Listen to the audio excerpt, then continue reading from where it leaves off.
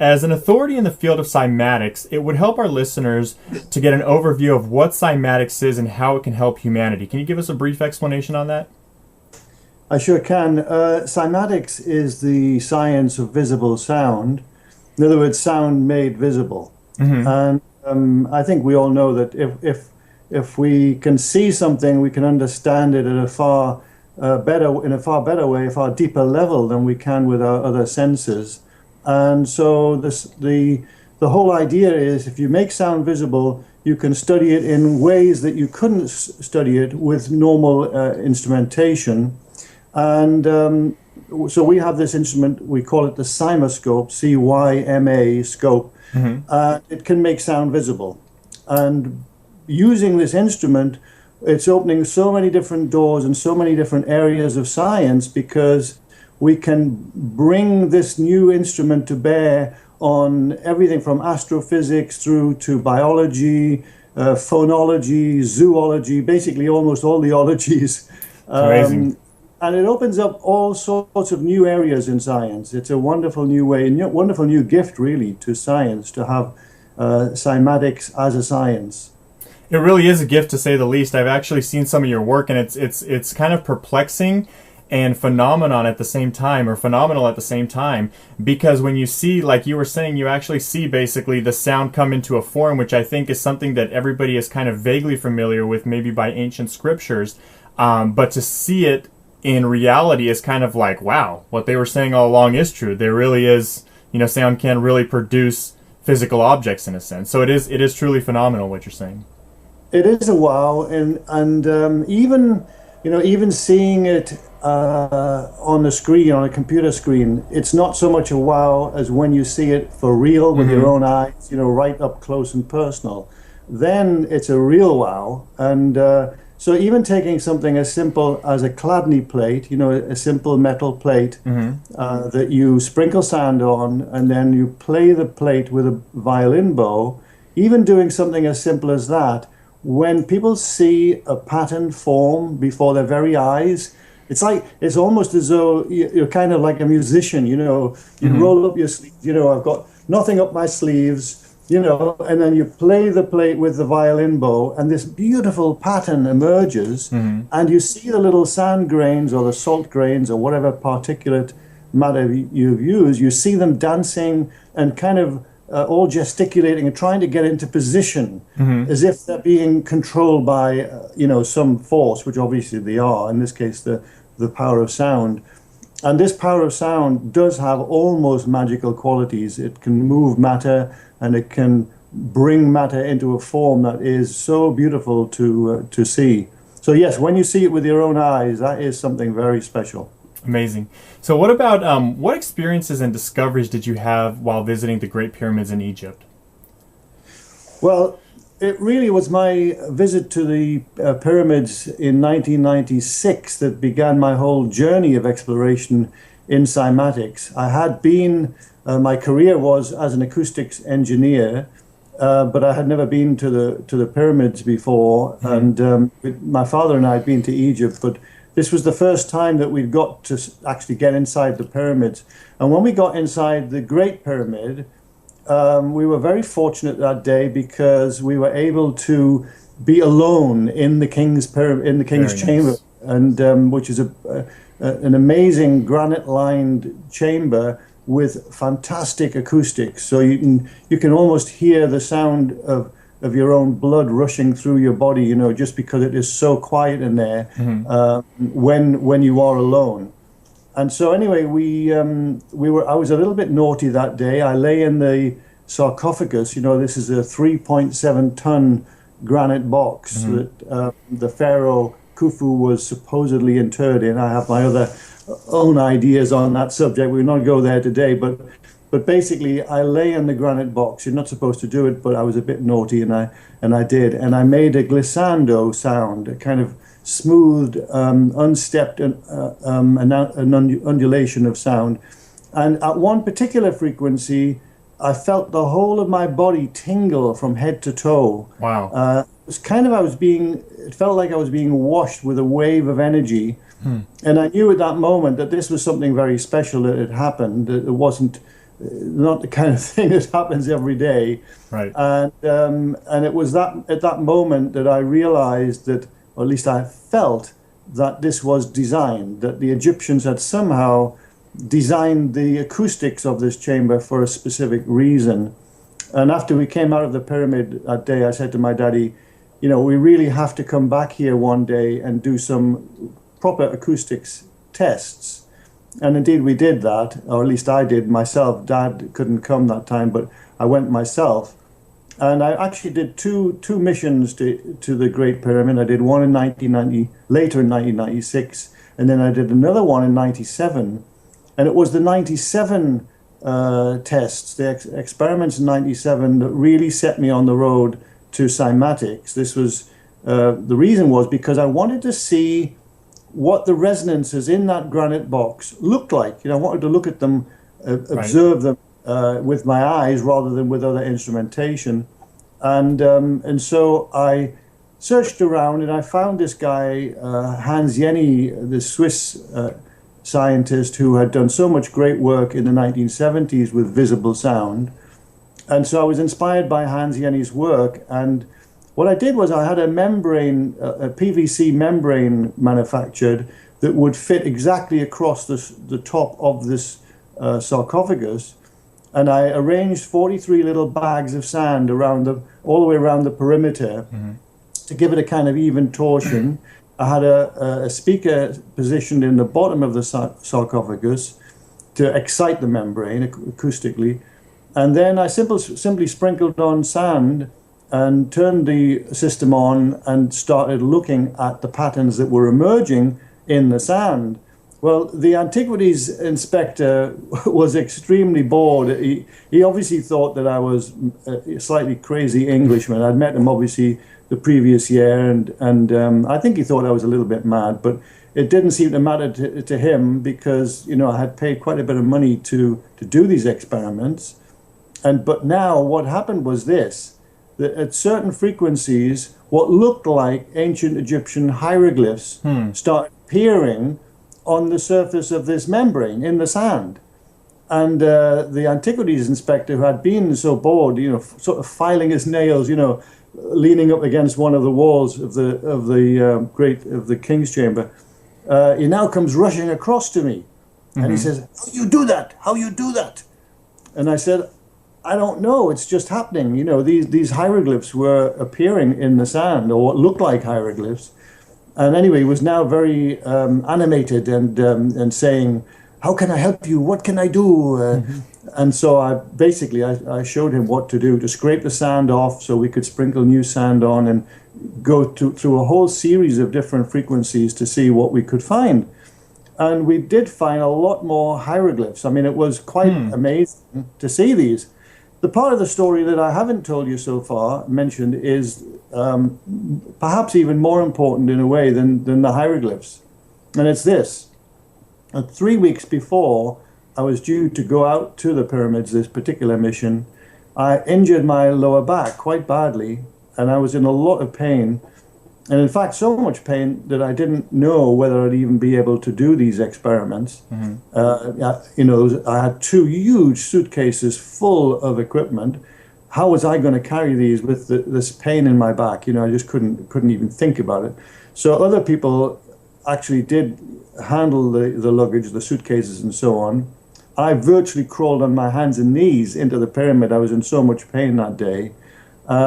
But then somehow, you know, just I obviously really wanted to do these experiments, and so you kind of blank the pain out and you just get on with it. And anyway, so started seeing these amazing hieroglyphs on the surface of the membrane, and about 20 minutes or so into the experiment, I suddenly noticed that there was no pain in my back at all. All the pain had gone. And in that moment, I thought, you know, kind of analyzing what was going on, I thought, this is endorphins. I'm obviously excited because I'm seeing these what looked like ancient Egyptian hieroglyphs. It was, I was clearly on a very, you know, great high. It was a high moment in my life. And I just reasoned that it must be endorphins blanking out the pain. But the truth of it was, Joe, that the pain never came back after, going out of the pyramid, going back to the hotel, eventually getting back on the airplane and so on. No pain in my back whatsoever. Mm-hmm. And I realized that something had happened that day. It was kind of semi-miraculous, you could say. Something had happened that caused that pain to go away. It was a severe injury that I had in my lower back. Normally when I'm a tall, slim guy, and I've had a lot of injuries in my back, over the years. But on this particular occasion, I knew from the severity of the pain that this was something that was going to take me several weeks to get over, if not, months. Mm-hmm. And yet here it was, within 20 minutes or so, it had gone completely. And that really set me on the journey. So two things. First of all, I knew that straight away that this cymatics experiment, seeing the sound made visible within the sarcophagus there, that was an important moment for me, because I realized that it had the potential to be a new scientific instrument, a new type of scientific instrument. And then this other thing, the amazing healing of my lower back, that told me that something was going on with sound. I'd been making sound in the chamber that whole time. And I realized that it must be the sound that had caused this healing. And so that set me on another journey of exploration, and that was into sound healing, and how does sound heal the body, and how does it do it so quickly? Now, really quickly, let me ask you a question, because I want to definitely go into sound healing, but what, before we get away from that subject, when you experienced the healing of your back, do you attribute that to a specific frequency, or did you ever figure out exactly what it was what frequency did you interact with to basically rectify the back problems? Did you ever come to that conclusion, or is you going to get to that? I have come to a conclusion, which I'm happy to share with you either now or later in the talk. But yes, I've come to a conclusion. It's taken me nearly 20 years to reach it. Bearing in mind this was 1997, and here we are, 2016. In all those years, not continuously, of course, but throughout all those years, I've done a lot of experiments with sound healing, and so yes, I have come to some conclusions. And what was the frequency or frequencies that was responsible for those healings, or do they vary from body part to body part? Okay, well, if we're talking about it now, the first thing to say is that before the cymatics experiment was set up, before we actually reached that point of turning on the oscillator and sprinkling the sand and all of that. Before that, I had done a pink noise test in the chamber, which is a standard acoustics test that is done to look at the acoustic profile of a given space. And this is a test where it's a sound rather like white noise, where the sound, say that the sound of the ocean, a rushing sound, or the sound of a waterfall. It's that kind of just basically noise, but it's noise which, from a technical point of view, means you've got all frequencies of sound present, and none with any more amplitude than any other. It's kind of, steady state noise. And pink noise is just a variety of that kind of noise, without going into too much technicality here.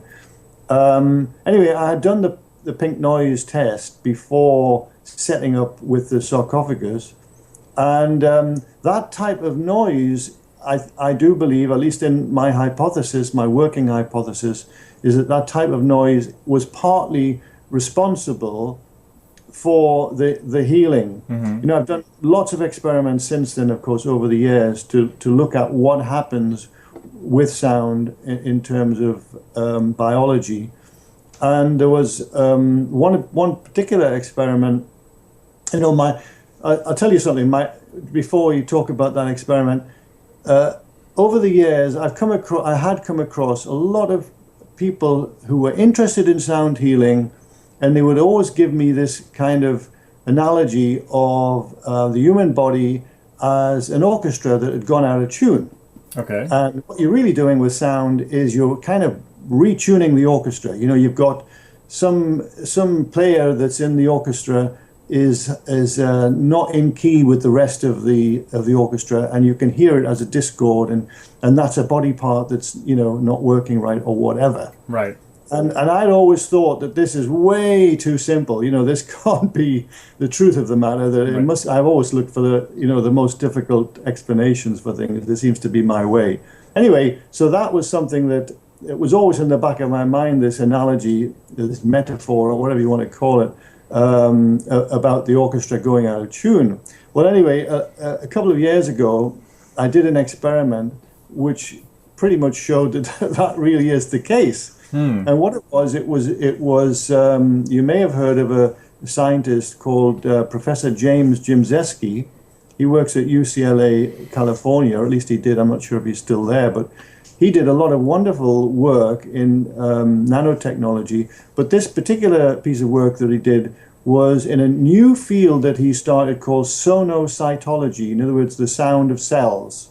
And he uses an atomic force microscope to listen in to the sound of cells. And every cell has its own particular type of, song, you could call it a song, particular sonic signature. And he did a wonderful test with a yeast cell, for example, where he listened into the sound of the yeast cell, and then he put a little tiny drop of acid on the very near to the pharynges of this cell, not right on the cell, but very near to the cell.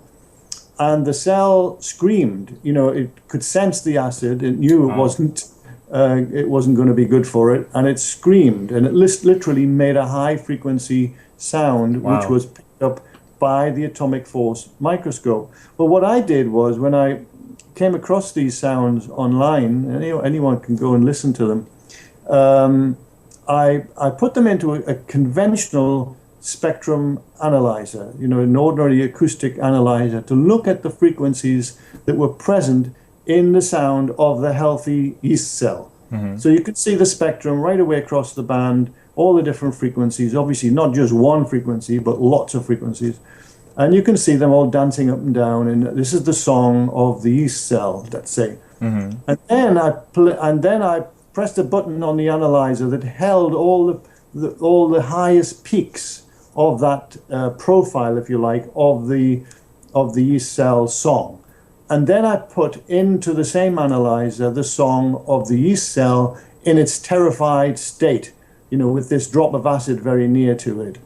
And you see what happens is all those frequencies go way up the band. So they've suddenly changed the song in other words, the song of the cell has changed from its normal healthy song into this screaming kind of state, you could call it, where all the frequencies have shifted higher up the band. In other words, higher towards the high frequency end of the audio band. And so there you have it, the same cell, from a healthy cell to a terrified cell or a stressed cell, let's say, and the frequencies have changed. Now, through simple resonance, if you play the song of the healthy cell back to the terrified cell, what do you think would happen?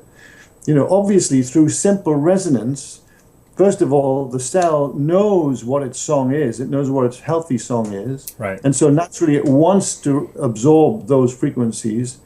And what will happen is that the stressed cell will absorb the healthy frequencies and gradually bring the cell back into an in-tune situation. And that is that's what happens. That doesn't mean that we understand the biology behind it all, but certainly, that is part of the hypothesis that I have developed. The other part of it concerns white noise or pink noise. If you have an illness in your body, what's essentially happening is that the cells in that system of your body are in a quiescent state. They're not in the normal replicating state. They're in what's called the G0 state, which basically means that they are kind of asleep. They're not dead. They're obviously not replicating in the normal way. They're in this kind of comatose state where they're kind of asleep. And so what's needed to bring them back into a normal, healthy state, the G1 state, where they are replicating and operating totally normally.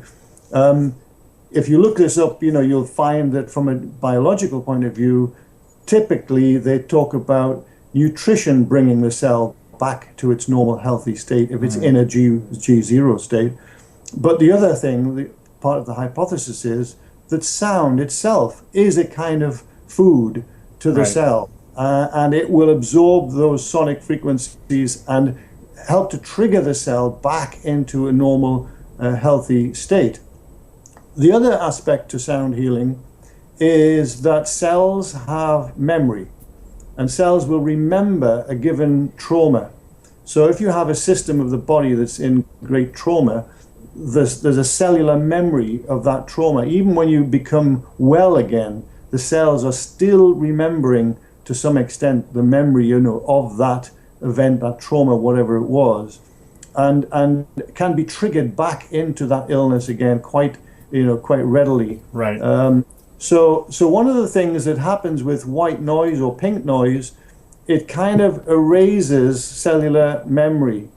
And so what I'm believing, Joe, is that the state that my lower back was in at the point when I reached the pyramid, perhaps because it had happened 3 weeks earlier, and perhaps most of the healing in my body had already taken place, really. However, the cells were still holding on to the memory of the pain, etc. Right. They weren't letting go of that memory. And what happened was, while I was doing the pink noise tests in the King's Chamber, that helped to erase that memory, that cellular memory. And then when I started using the low frequencies to actually, inject into the sarcophagus, perhaps some of those low frequencies were also helping to kind of ease the cell back into a normal G1 state. I don't know for sure. All I can say is the pain went away and it never came back. Nice. And all this work that I've done since, it seems to suggest that they are the primary mechanisms at work. Now, when you were doing resonant tests, that you said you were doing some type of sound frequency test while in the actual pyramid itself that was producing hieroglyphs. What type of hieroglyphs were those tests producing? Well, I eventually wrote an article on this, and published in that article, there are lots of different hieroglyphs that came from that series of experiments. But you will see, for example, Ra, the sun god, which is the hieroglyph is a circle within a circle. Right. That was one of the hieroglyphs. Another one was the Jed pillar. This is the backbone of the god Osiris, and that's a kind of series of horizontal striations. And in this case, it wasn't just a static Jed pillar on the surface of the membrane. It was animated. It was very dynamic, and it was kind of snaking, almost like a snake, on the surface of the membrane. That got the Antiquities Inspector very excited, as it did me, to see this animated snake-like thing on the surface of the membrane. There was also the SAW loop, which is a kind of what looks a bit like a knot. This is the sign for the hieroglyph for protection. Okay. Lots of other hieroglyphs. A lot of people say, well, did it say anything? What does it say? It wasn't a case of that. It was simply a case that you had this whole series of hieroglyphs. And so I know a lot of people have said to me in various talks that I've given over the years, well, how did this happen? Did the ancient Egyptians have some kind of an amazing high technology that they'd embedded these hieroglyphs in the sarcophagus so that you would come along 5,000 years later and find them? Right. The answer is no. I don't subscribe to that kind of belief system. I always look for a rational kind of explanation, and in this case, I have a hypothesis as to how it could have come about, and it's really very simple. When you think about sound as having structure, all sounds create structure when they interact with a membrane, as we've just talked about.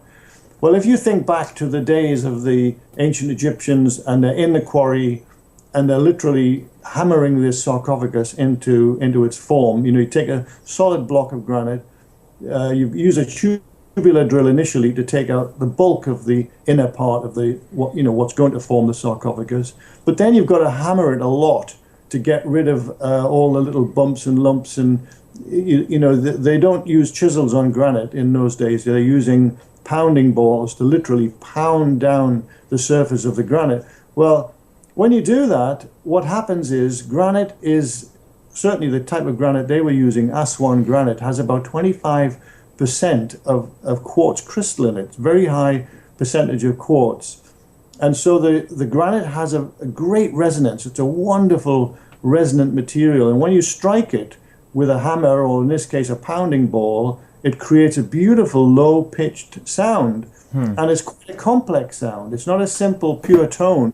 It's a complex sound. Well, you can imagine if there was a membrane anywhere in the vicinity of of that work going on, it would exhibit patterns if there was sound as well. So one possibility, and there's only one of several that I've been thinking about, but one is that there in the quarry was a drum head, because maybe the workers have have their little musical interludes in their work. I don't know, but possibly there was a drum head nearby with sand sprinkled on it, which would probably be as the result of just the fact that they're in a sandy environment. Right. And when these sounds were occurring, there would be patterns. If there was a drum head, there would be patterns forming on it. And perhaps the scribe who was there to measure the work that the men were doing, perhaps that scribe looked at the pattern and said, "Whoa, that's interesting," and he made a note of it. Now, this might sound totally crazy, but one of the facts that pops out of this, if you look into the history of when did the Egyptians first start working their hard stones, such as granite, it turns out it's around about 3,900 BCE in a place called Hierakonpolis, or ancient Nekhen. And for the same date in history and the same place in history, 3,900 Hierakonpolis, or ancient Nekhen, is when the Egyptians were first developing their hieroglyphic language. So there is a definite correlation there between the working of hard stones and the Egyptian language. And so this, what I postulated about the drumhead may not be so crazy. It may be that. But there are other explanations that I could go into if we had more time, and we could do that another time. But certainly there's definitely a connection there, and so I believe there's a very rational explanation as to why the sarcophagus produces these what look like hieroglyphs. Because let's say that the scribes saw these patterns on the drumhead and thought, they're interesting forms. We could use that. Perhaps they thought it was magical, and it is a kind of magic, isn't it? Right. We can use that in our, developing our hieroglyphic language. So they write these forms down. They ultimately get embedded in the hieroglyphic language, and then 5,000 years later, I excite the sarcophagus in a different way, a high-tech way, but I'm still exciting it acoustically, and see the very same patterns. Right.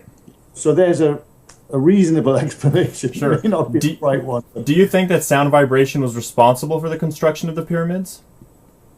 No, I honestly don't. I've been to Egypt. I must have been at least 20 times now, and I do have an interest. I have a great interest, actually, in the ancient Egyptians' working of stones, particularly the hard stones, because there's a big mystery around how they work their hard stones. In the Old Kingdom, according to the standard Egyptological model, all they had was copper as a metal. They didn't even have bronze in the Old Kingdom, according to the standard model. But if you bring copper tools to bear against granite, you'll get absolutely no results, excepting if you use a tubular drill. Right. But in terms of shaping granite, you won't be able to shape it. I've mentioned the pounding balls. Yeah, that's fine for shaping something as crude as a sarcophagus. But what about these really hard stone statues, like the statue of Khafra, for example. It's amazing piece of sculpture. You know, it even today it would be a major challenge for any sculptor, even using tungsten carbide tipped chisels and things. Major problem. If you look at that statue or any of the statues from that era, the Old Kingdom, they're so beautifully detailed, and so how could you do that without iron? It's right. like. So you think they use iron to do their construction and shaping? Yeah, how can you do that with copper tools? You see, then that's the standard model. So I've always been interested in this puzzle. Anyway, so having been to Egypt about 20 times and studied the pyramids, standing outside the pyramids, looking up at the stones and all the course lines and so on, you get a kind of feel, from an engineering perspective. My dad has also got a feel for the people that built these pyramids, and obviously we studied them for a long time, looking at how they might have built them. But if you go to the third pyramid, Menkaure pyramid, there's a ramp still existing. That theory of how they drag stones up ramps. There's part of a ramp still there, so it's more than a theory, isn't it, that they used ramps, but it still doesn't solve all the problems. And I saw a wonderful documentary recently that showed put together the hypothesis that they built the pyramids from the inside out. That really is thinking outside the box, and it seemed very logical. There has to be a reason, a way to get those stones to the very top of the pyramid. And I have heard the story, or not the story, but the hypothesis that the Egyptians used sound to build pyramids. I don't think that way, because nothing that I ever saw in Egypt suggested to me that the ancient Egyptians had any high technology. They certainly had technologies, that's for absolute certain, and they did things in a way that we wouldn't do today. They had methods and so on that we just wouldn't adopt, because we don't need to. We don't need to do things the way they did. They had their own methods and their own technologies. But nevertheless, I still say I didn't see any evidence of any high, what we would consider to be high technology. So, John, I've noticed that there's a 3D quality to the CYMASCOPE images that you've taken. Can you give us a little bit of an explanation or elaborate on that? Sure, yes. Well, after the Great Pyramid experiments, I developed a very early version of the CYMASCOPE instrument using a membrane such as we'd used in the Great Pyramid, which was PVC. But in the very first CYMASCOPE instrument, I used latex, a very thin form of latex, on which I sprinkled sand as the revealing medium. But very quickly realized, for about a year we did that, and very quickly realized that there was not a lot of detail that you could obtain from a sand-based image or a particulate matter-based image. And so I began to experiment with water as the revealing medium. And straight away, we got amazing results with the water. Water has a very fast transient response, its ability to follow a sound very quickly. But more importantly, it has the potential to create huge amount of detail in a sound image that we now call cymaglyphs. So cymaglyphs is the word for a sound image that we use. And but one of the qualities of water, of course, is that it's transparent, right? And one of the things that we discovered with water is that when a sound is injected into water, first of all, you get this beautiful pattern that will appear, a surface standing wave pattern that would be called on the surface of the water. But what about the depth of the water? It's not just the surface of water, is it? There's depth to water. And so was the sound actually structuring the molecules of the water beneath the surface of the water? The answer is yes. And so when you look at any of the, well, not any, but almost all of the cymaglyph images that we have on our website, you will see a certain amount of depth in the image. And that depth, it turns out, is real. Initially, when we first saw this depth phenomenon, what looked like depth in a 2D image, we weren't really sure. Is this really structure beneath the surface, or is there some, trick of the light or whatever? But then we did a series of experiments that showed that sound really does structure water in the depth of the water. So in other words, if you think about it, Joe, in terms of like a lens that you would have on a camera, say, that shapes light, as it passes through that lens. Well, water, if you think of water being structured by sound, what it does, the sound compresses molecules of water together in certain areas and allows them to, just expand in other areas. And so you have different densities of water, in other words, caused by the sound, created by the sound. And so what this does is it literally causes light to reflect back towards the camera when we're, trying to take an image of a given sound pattern. And so you're seeing detail not only from the surface of the water, but also from the depth of the water. Well, the implications for this are amazing, because if you think about it, this, again, coming back to sound healing, how sound, creates some kind of a trigger response in a human body. Well, now we realize that the sounds all around us, the environment, or if you're listening to music or whatever, all those sounds are obviously passing through your body, particularly the low frequency sounds. But they're not just passing through, are they? What they're doing is they're actually providing structure within the fluid in your body, within the water content of your body, that it's literally structuring your body. And so that could have huge implications ultimately for medical science. Right. And it's very early days, for this, but certainly it's a very important discovery to have made, that sound creates structure not just on the surface, but also in the subsurface. Right. Now, have there been any frequencies in particular that have been discovered to, I guess we can use the word loosely, rectify certain organs back into health by attuning them to certain frequencies? Meaning, like, does the lung have a certain frequency? Does the heart have a certain frequency? Does that make sense? It makes sense, yeah. Well, I think the first thing to say is that there's been very little scientific work done on sound healing, and because it hasn't been taken seriously by the medical world. Ultrasound as a healing modality is taken seriously, has been taken seriously for many years. In the 1950s, ultrasound, high frequency sounds, these are sounds generally in hospitals, they're used generally in the range 1 million hertz to 2 million hertz. So that is sound that is obviously even way above what a dolphin, can create. But nevertheless, these are very high frequency sounds used every day, commonly in hospitals, in sports injury clinics.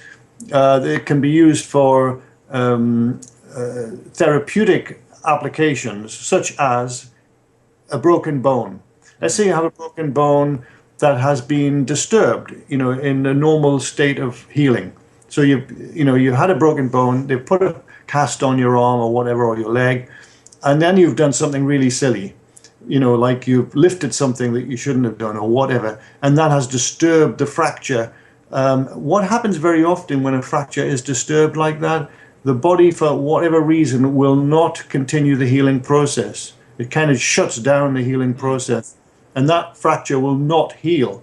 Well, if you go to a hospital with that problem, they will give you ultrasound on the fracture, on the fracture area, and that will kickstart the healing process again. Or if you have a very severe soft injury tissue, again, they will give you ultrasound to help to speed up the process of healing of your soft tissues. But the amazing thing is about that is that no one in that world, in the medical world, could tell you how ultrasound actually does that. What is the mechanism? That was going to be my next question to you. How does it actually do that? And then you answered it. Okay. What's the underpinning mechanism? Right. A lot of literature on it, and there's a lot of hypotheses, concerning it, but nobody actually knows how it does what it does. And it doesn't seem to matter, in medical world, if something works, don't knock it. If it works, it works. You don't have to know exactly how it works, as long as it has no side effects. Well, actually, with ultrasound, there are definite side effects if the ultrasound is not applied in a normal way. You're supposed to keep the applicator moving. This is the sound head, and you would move it around the state of the injury, site of the injury slowly, keeping it moving the whole time. If you don't do that, then you get a heating effect in the tissues, and you end up with burns, internal burns. So you can have very bad side effects with ultrasound, but providing it's administered correctly, it has huge benefits, for humanity. Right. But getting back to your question, basically about audible sound as a therapy, there's been virtually nothing done on that from a scientific viewpoint. Probably because the amount of money that it would take to conduct a study, no one is prepared to put that money in. You can't see the pharmaceuticals wanting to do that, can you? They're not going to invest millions in something that isn't a drug. Right. So who's going to do it? And when you think of the amount of studies that would have to be conducted, it costs millions and millions of dollars to do these kind of studies, to ensure that whatever the therapy is, in this case sound therapy, doesn't have any side effects and so on. It's a hugely expensive thing. So there's very little work being done. But some work has been done, and the work that Jimzeski that I mentioned earlier, the sound of cells, that work is a great step forward, and certainly it's helped me with my work, my hypotheses into how sound heals. And other work has been done just in terms of the resonance of body parts. That's something that's been done that was done a long time ago. So you get the situation, for example, where a whole human being resonates at approximately 7 hertz, depending on the weight of the human being. It might be, 5 hertz to 10 hertz, but in that range, an average person, the whole human being resonates at about 7 hertz. A heart, about 100 hertz, somewhere in that ballpark. And who did this research? Is there a reference link to this research? I could probably provide you with, we've got we've got a nice little library here in the laboratory with a lot of reference books. I could probably provide you with a link to that kind of work. And we've got a great graphic that we could also provide you with that shows these resonance principles. Okay.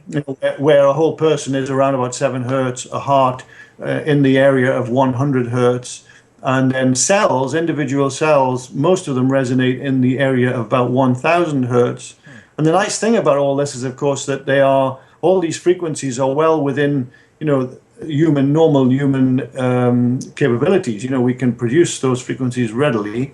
The 7 hertz, of course, is very, very, very low frequency, but in any case, anything between 100 and 1,000 is what you would listen to in your music every day. I mean, it's just regular daily frequencies.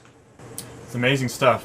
Now, on that note, is it possible to basically to dissolve, let's say, matter, because it's kind of on the same thing? If every single body part and every single structure has a certain type of frequency, is it possible, in theory, to dissolve matter or construct matter alone by sound frequency?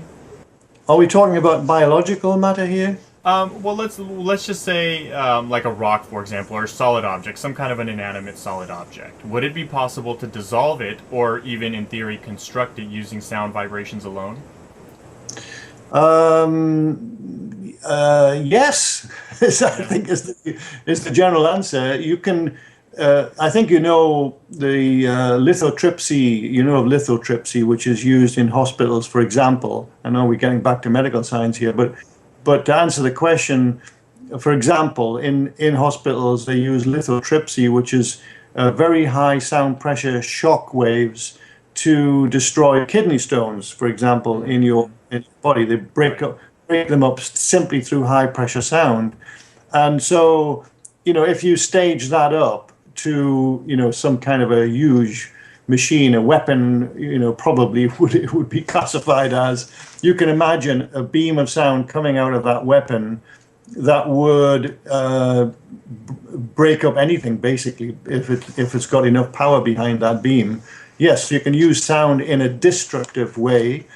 but equally you can use sound in a constructive way, Sure. of course. And again, coming back uh, to to Jim Zesky's work, the whole idea of listening in to the song of a cell.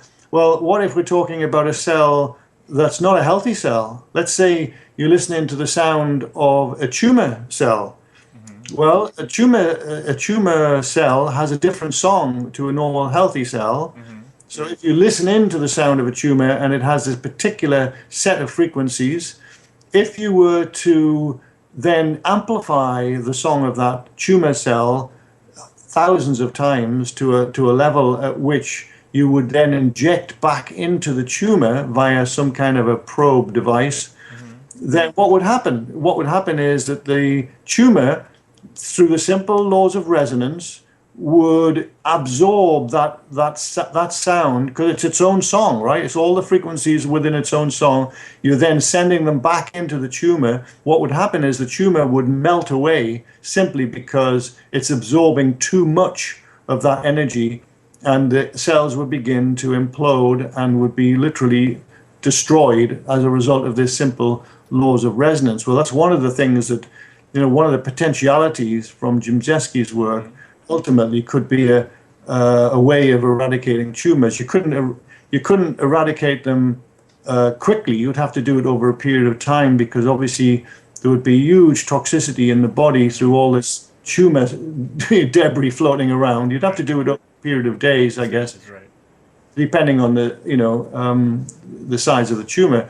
But then looking at the constructive aspect of sound, you can see in the CYMASCOPE imagery, for example, that you get these absolutely gorgeous patterns forming from music or any other beautiful sound. If you have harmony in the sound, you'll have harmony in the picture. In fact, we have this saying in the CYMASCOPE team: beauty in equals beauty out. If you put a beautiful sound into the CYMASCOPE, you will always get a beautiful image. Well, if you think in terms of, instead of putting that sound into water, let's say we put it into acrylic resin. And now we're going to structure the acrylic resin with the sound. And as we keep that frequency going into the acrylic resin, eventually the resin, through the chemical reactions in the resin starts to solidify. And what do we have? We have sound made visible in a solid form. In other words, we've kind of created a beautiful pattern of sound in the solid form. But I guess you're probably meaning something a bit more. Well, no, that actually does answer the question, but I was also referring to if you can, out of potentially, not that there's nothing, but if you could use just sound waves, and through some kind of a medium, which wouldn't necessarily not be apparent to our eyes, construct matter out of apparently nothing, kind of like nanotechnology, I guess. Oh, I see. Well, no, when you can't construct nothing out of nothing, you can't construct something out of nothing, rather. You've got to have a medium to begin with. Right. If you have a medium, whether it's a gas or a solid, you can certainly modify the shape or the structures within that gas or within a solid or a gel. You can modify them significantly by sound into whatever form you want, basically. Yeah, it can be used either destructively or constructively. Now, what about in your personal line of research? What is kind of your holy grail that you hope to achieve or discover in this line of research? Well, probably lots of them actually, but if there was one, or several of them. If there was one, I think it would be the gift of knowing exactly how sound heals, because that event that happened for me in the Great Pyramid almost 20 years ago, it really did change my life, and I know for sure it would change the lives of millions of people worldwide if we could heal disease without pharmaceuticals, without drugs, in other words, and simply using energy medicine, a form of energy medicine, which I believe would be based on sound. And if I could discover that would be my holy grail, because what a great gift to humanity, to be able to create a healing system that didn't use drugs. I mean, that would be something special. Phenomenal, absolutely, and it's kind of almost like on that pre-energy concept, you know, where you're kind of taking something and really resonating it towards something as simple as healing, which would be a tremendous boon, to say the least. Oh, absolutely, yeah, absolutely. So the CYMASCOPE, or CYMASCOPE rather, app that you guys developed, tell us a little bit about that. Well, this is an exciting concept for us because it started about 3 years ago when we realized that the CYMASCOPE itself is a wonderful tool, but it's a very expensive tool. It's a bit like buying an expensive laboratory microscope or something. It would cost you a lot of money, a lot of dollars. The CYMASCOPE is a similar kind of thing. It's a scientific instrument. We are looking at developing a much lower cost CYMASCOPE that would be more like a kind of semi-professional CYMASCOPE, and it would cost a lot less. But even so, it's still going to have, quite a big dollars price tag on it. So we thought about, why don't we create a CYMASCOPE app? And so we started working on that about 3 years ago. And last year, we finally got to the stage of launching the Apple version. It's for iPad and iPhone initially, it was a year ago. And in that year, it's done extremely well. So many thousands of people around the world have written to us, congratulating us on the CYMASCOPE app. And now we're just on the cusp now of launching the Android version. It's matter of fact, it is already now in the Google Play Store. Nice. And so it's only just become available, although we haven't really officially launched it yet. But I have it.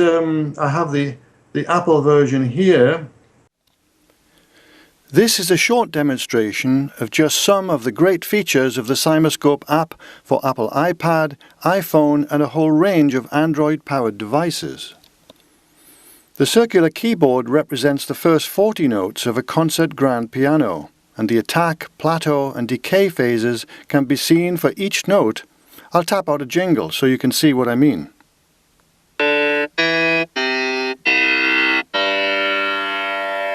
The imagery you're seeing is not a computer simulation or an old-fashioned sonic visualizer. These dynamic patterns are literally sound made visible on a laboratory CYMASCOPE and stored in the app's memory for you to learn from and enjoy. Two of the app's other great features are the tuning function and the record function. At the bottom right-hand corner here, you'll see it's set on 440 currently. If I tap that, you'll see two other options, 432 and 444. Let's select 444 and press Done. Now you'll see that the imagery is no longer colorized, but in fact is monochrome. But the other thing you'll notice is that the patterning is completely different to 440, and also if you check on 432, you'll see a completely different set of patterns again. Now let's check out the record function. If I press record and play that same melody, and now hit record button again, and then the play button, you'll see that it replays that melody precisely, not only in terms of the notes that I chose, but also the timing intervals between the notes. And you can record a sequence of up to 144 notes in the record feature. Now let's switch the app to microphone activation mode by tapping the microphone icon at the top left-hand corner. Now we can sing to the device or play a musical instrument, and the imagery that emerges is based on the fundamental frequency of your voice or musical instrument. It's so sensitive it can even pick up my voice frequencies, as you can see. This is a great feature for house parties, and if you're a teacher of children, any of the patterns can be captured by pressing the camera icon button. You can see then that you can share on Facebook, send to someone or save to the photo library so that you can print out a hard copy. Now let's return to the home screen by pressing Cancel and then the microphone button again, and we return to the home screen. So there are just a few of the app's many great features. And remember, you can mirror your smartphone or tablet to a desktop computer or video projector. The CYMASCOPE app is a great way of having fun with cymatics.